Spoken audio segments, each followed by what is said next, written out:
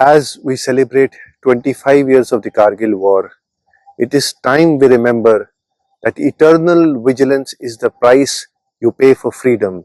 सर्वदा सतर्कता स्वाधीनता का मोल होता है। कारगिल युद्ध कहानी है भारतीय सेना के अदम्य शौर्य और साहस की।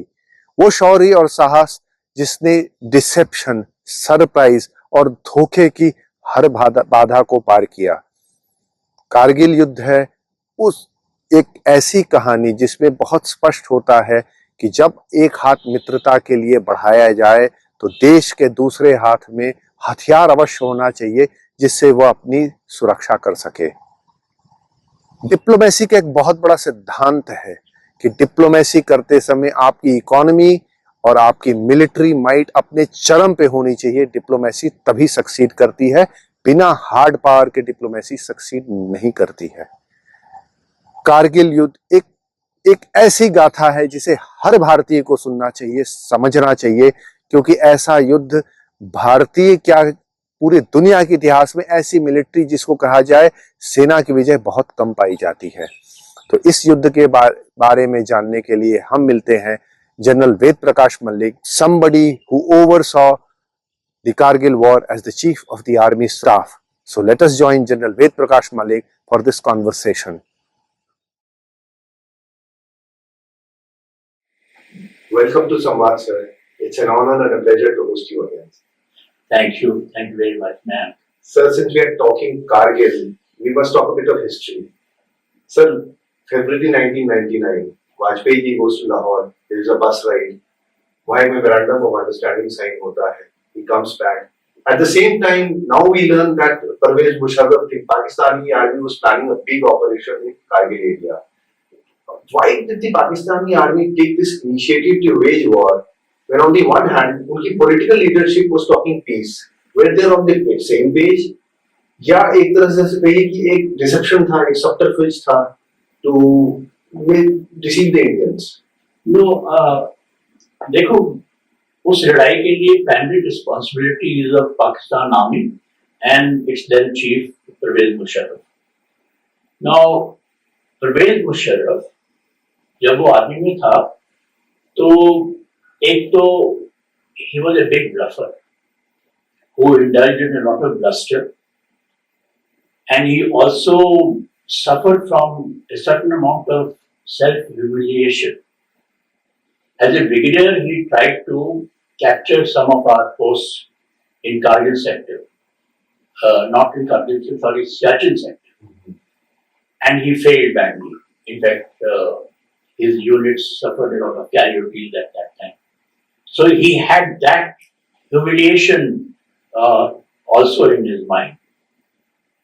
Now, when his predecessor retired, or rather resigned from the army, Jahangir Karamat, and Pervez Musharraf, who was number 3 in hierarchy, was appointed by Prime Minister Nawaz Sharif. So he thought now is the time for him to prove his professionalism, so-called professionalism. And right from the word go, as soon as he became the chief of the Pakistan Army, he started working on this. Initially, he collected his very close colleagues around him. Pakistani journalist, Pakistani journalist, she called them Gang of Four. And then started working on this. So when he initiated this sending patrols across the line of control, that happened during the peak winter period, and so that time he did not take permission from the political authority, but subsequently they tried to brief the Prime Minister, and again that briefing was not done properly. They did not disclose everything that was happening or that was in their mind. And in fact, they tried to tell Nawaz Sharif that we are going to help you in your negotiations. And with that in mind, they indulged in this crossing of the line of control and the operation. So it was primary responsibility of General Pervez Musharraf only. Sir आपने कहा कि Nawaz Sharif was not exactly fully in the know, but sir, in a democracy like India, it's very hard to believe that the army can hide something from the political leadership and launch an initiative of this magnitude, and the political leadership not knowing about it at all. तो sir क्या ऐसा तो नहीं था कि नवाज शरीफ को भी जानकारी थी, he was being too clever by half, और ये बार बार जो डिनायल उनका आज तक आता रहता है सर कि उनको परवेज मुशर्रफ ने मिसलीड किया, डिसीव किया, वो बिल्कुल मतलब ये सिस्टम कैसे वर्क करता है मैं समझना चाहता हूँ सर, क्योंकि हम लोग दूर से बैठ के इसको समझना बड़ा मुश्किल है, इस पॉलिटिकल और मिलिट्री लीडरशिप की जो एक डाइकोटोमी है इसको समझना बड़ा मुश्किल है। सबसे पहले तो हमको ये समझना चाहिए कि इंडियन डेमोक्रेसी और पाकिस्तान डेमोक्रेसी में बहुत फर्क है। यहाँ पर इंडियन आर्मी जो है it works under the control of the civil authority which is basically the political authority in India. उधर जो है डेमोक्रेसी तो है इस किस्म की, लेकिन डेमोक्रेसी जो वहाँ की पॉलिटिकल अथॉरिटी है that works under the control of the Pakistan army. So that is one thing that we must understand properly. Secondly, about your question, did he know or did he not know? पहली बात तो ये है कि जब इन्होंने Pakistan army ने ये ऑपरेशन इनिशिएट किया तो उस वक्त उन्होंने नहीं बताया, इसमें कोई शक नहीं। बाद में जब उन्होंने उनको बताया तो वो भी पूरी तरीके से नहीं बताया, and you can make that out from the telephone conversation which took place with between Pervez Musharraf and his chief of staff, CGS that time, who was in Lahore. You know that telephone conversation uske beech mein. It's quite clear that they are not disclosing everything to their own prime minister. And the third thing, when they told him, also, my impression is that Nawaz Sharif did not fully understand कि क्या हो रहा है. And once I was told by our own Prime Minister, Mr. Gujral, he said that Nawaz Sharif's span of attention to any topic was not more than a few seconds or minutes. So that is the background why, the question that we have asked, did he know or did he not know? Sir, तीसरा सवाल उठता है sir, there's a lot of continuous talk about the intelligence failure. Now, Praveen Swamy is a columnist, sir. He's squarely blamed the army for whatever happened in Kargil, about the failure, the intelligence failure. Now, there are other documents who कहते हैं कि it was not the army, it was the external agency, internal intelligence agency. Sir, no one better than you to put this on record कि sir ये चूक हुई कहाँ से थी? Where did the fault lie?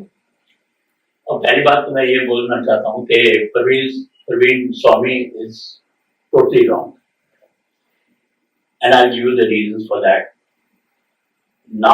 By now, many books have been written by Pakistan generals, retired generals, as well as many of their well-known journalists also.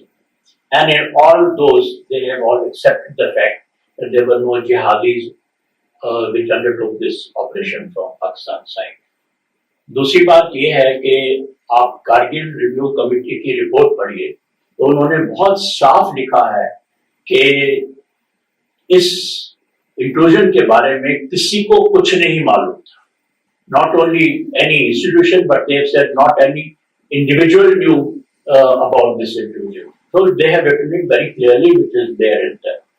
तीसरी बात, मैंने अपने आप अभी कुछ मेरे पास डॉक्यूमेंट्स हैं जिसके बीच में पाकिस्तान के एक जनरल ने जब यूएस डेलीगेशन को ब्रीफ किया तो उसने भी इस बात को माना कि वहां पर कोई जिहादी उस एरिया में थे ही नहीं.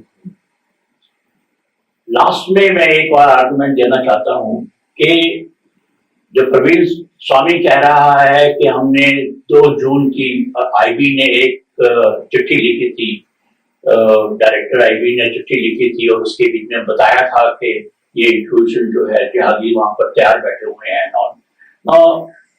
अगर वो चिट्ठी जिसका डेट लिखते हैं 2 जून 1998, तो Parvez Musharraf took over Pakistan Army in October 98, and then उसके बाद में लाहौर डिक्लेरेशन हुआ फरवरी 99 में।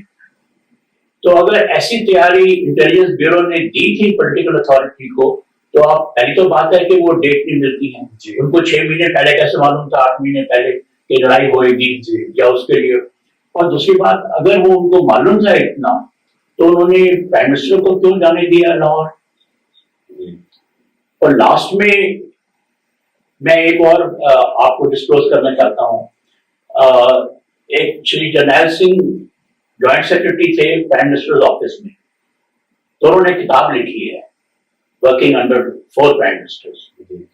तो उस किताब में उन्होंने साफ लिखा हुआ है कि एक टाइम के ऊपर जब ये इंक्लूजन हुआ, उसके बाद में the NSA, Shri Brijesh Mishra asked him to find out where is that report, if there is any report about this kind of preparation and that inclusion will take place.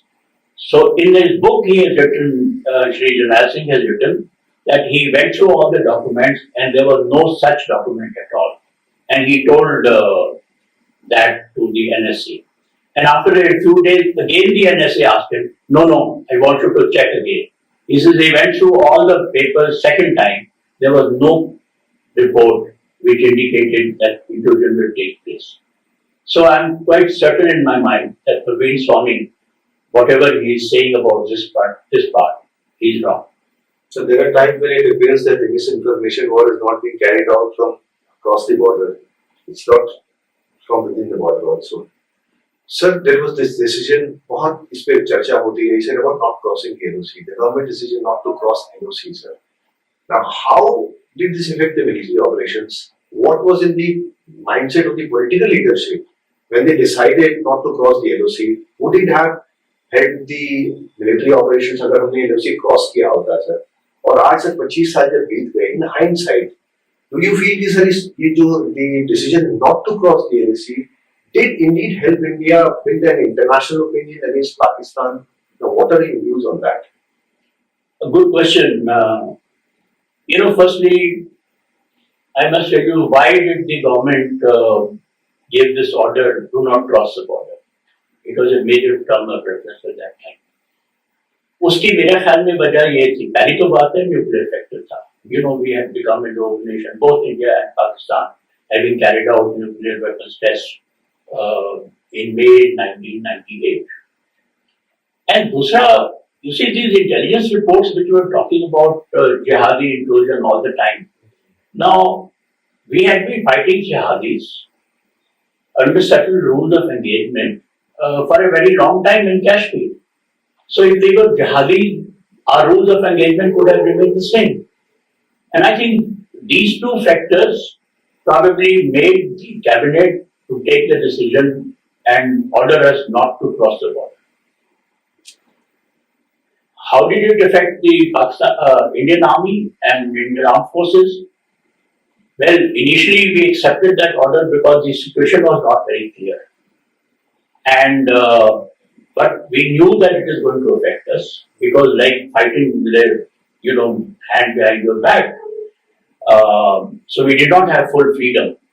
But we carried on because the situation was also not very clear. If we had been permitted to cross the line of control, let me tell you the implications of that.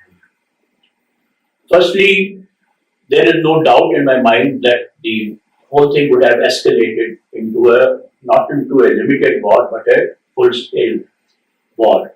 Secondly, we would have definitely lost the international opinion which came into our favor during this war. And they would not have supported us as much as. Thirdly, a lot of people say that maybe you would have suffered less casualties, which I don't accept. If you escalate a war situation, then obviously you will suffer many more casualties because then you are fighting wars all over the place. And let's not forget that today we've got long-range weapons, very sophisticated weapons. So the casualty that we would have suffered would have been much more. Sir, not only as a chief, sir, but a military person की तरफ से, you must have been under a lot of stress during this whole operations, which went on for nearly 2 months. But कोई एक battle जो which put you under most stress, और उसके पीछे reasons क्या थे? I think throughout the Kargil war, I faced maximum stress probably was in the first week of June 99. We were still mobilizing our troops for carrying out action and to recapture the post in Kargil sector. उस वक्त अपने prime minister Shri Vajpayee और नवाज शरीफ के बीच में बातचीत हुई और उन्होंने एक्सेप्ट कर लिया कि Pakistani foreign minister will come to India to make us agree on a ceasefire, And I was that time touring Kargil and Ladakh, and I felt that this thing would put us on a defensive. Suppose, what came to my mind was that if both the countries accept a ceasefire, then Pakistanis will not vacate the area in which they have already included. And then what will happen, So that thing in my mind, it worried me, and I knew that probably I will be the person whose head will be chopped off in such a situation. So I sent a signal sitting in an aircraft to the entire Indian Army. I said, while all these talks between the two countries at political level are going on, and let us not deviate from the aim that we have got, military aim that we have got, that we have to recapture the area in which they have intruded. And therefore, I would like everyone to focus on that and continue fighting and don't pay attention to whatever is going on at the political level at this stage. Because I remember that signal I sent, I think, on the 5th of June 99. The second thing was, at this time, we had not been able to recapture any of the posts, And then we launched our attacks on the Tololi. That was our first objective. Initially, it was under 3-div, and then subsequently when I inducted 8 mountain div there, then they took over the situation. Now that fighting continued for almost till about 14th of June. It was only on the 14th of June that I got a message that we had captured Tololi, which was very important because it was dominating the road most. It was right above the national highway going from Dojila to Kargil. So that came as a big relief to me.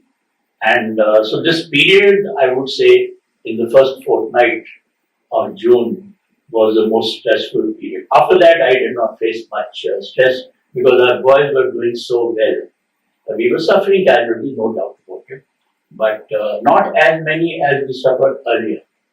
And then our boys never looked back. They kept on capturing one after another all the areas in which were occupied by. Sir, I got goosebumps when you talked about the capture of Tololi, sir. Yeah. What did you feel when you heard the news first? I was not as a military person, sir. Not as a military person. I or a think chief. I would, first thing, of course, I would say relieved. Sir. I felt relieved that yes, we can do it, and our boys are capable of doing it. And second, of course, I wanted to congratulate the units which had participated, and I sent a personal letter to the commanding officers of the units involved. Sir, in your book, Kargil From Surprise to Victory, you write, I'll quote you, sir, quote, Kargil war necessitated a holistic national security review as well as rethinking of the nature of conflict and conduct in the new strategic environment, quote closed. How did India's national security thinking change after Kargil? You see, I'm glad that the government that time they ordered this inquiry under Sri K. Subramanian. And they wrote a very comprehensive report, which is published, which is now in public domain. Now they not only went through the circumstances under which Kargil war has taken place, but also gave a futuristic view of the kind of conflict in which we will be fighting hereafter and what we need to do. And I would say very wise comments and lessons they brought out from that war. Firstly, there is no doubt in my mind that now we have to fight in an integrated manner.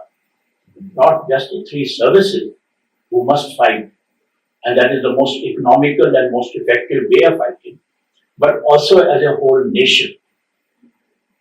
You know, everybody has to support. And that's what happened actually in Kargil war towards the final stages that we were fighting. The external affairs, they have to support whatever we were doing. The military, and they have to work hand in hand, I would say. And everybody who is involved in national security, they have to put in their bit.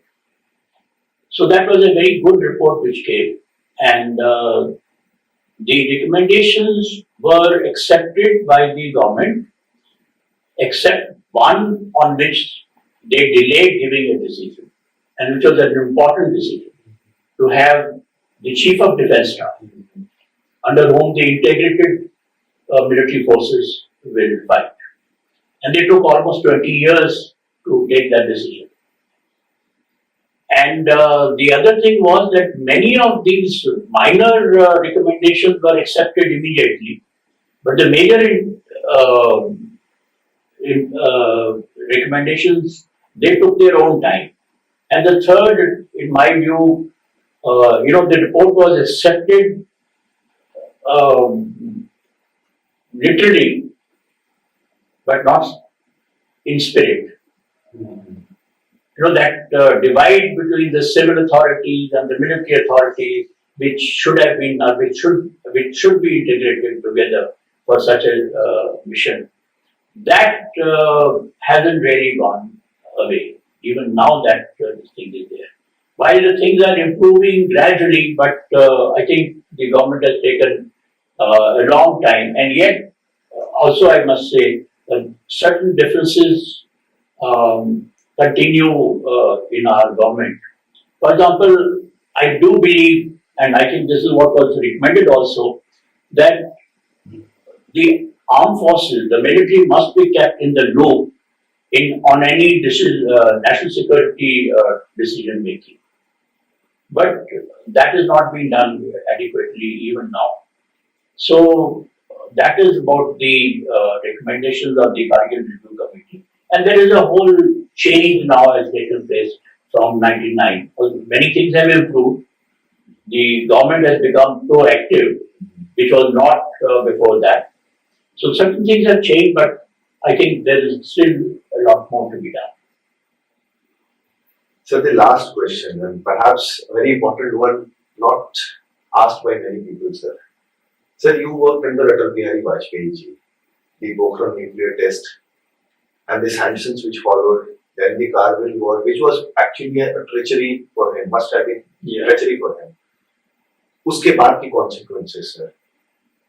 उनको आपने कैसा पाया as a leader, as somebody who's leading the nation? मतलब उनके, क्योंकि आपसे person से we must have been on a regular basis touch with him, sir. उनको as a leader, sir, आपने कैसा पाया? Stressed होते थे, sir. Generally उनकी image है कि sir कवि थे, very soft spoken, तो कभी stressed होते थे, sir, कि वैसे ही रहते थे वो?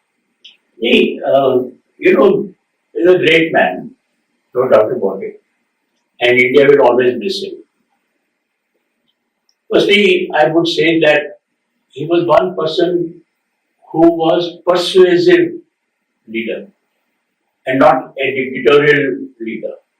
He always managed to. I remember this decision which was taken that should we let them go towards the end of the Kargil war, and accept the ceasefire. By that time, we had already recaptured 90% of our area. We had 3 meetings. And it was his persuasion that made me say, yes, okay. Initially, I had said no. Subsequently, we had these meetings, and it was his persuasion. I mean, that I'm giving you an example. Second thing, I would say that he was a very kind-hearted man. Whatever was needed, whatever was asked for the war effort, he never said no, and he made sure that it was given to us. And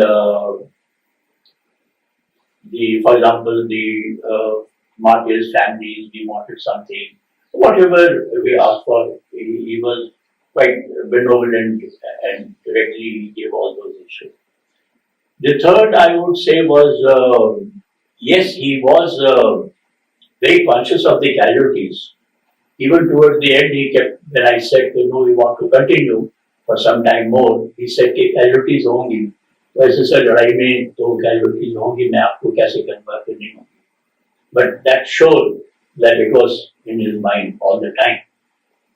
And lastly, you said about his temperament. I never saw him getting angry at anyone. Even when we knew that some things had gone wrong, I always saw him giving an advice कि इसको आप दोबारा देखिए कैसे होना चाहिए, like that.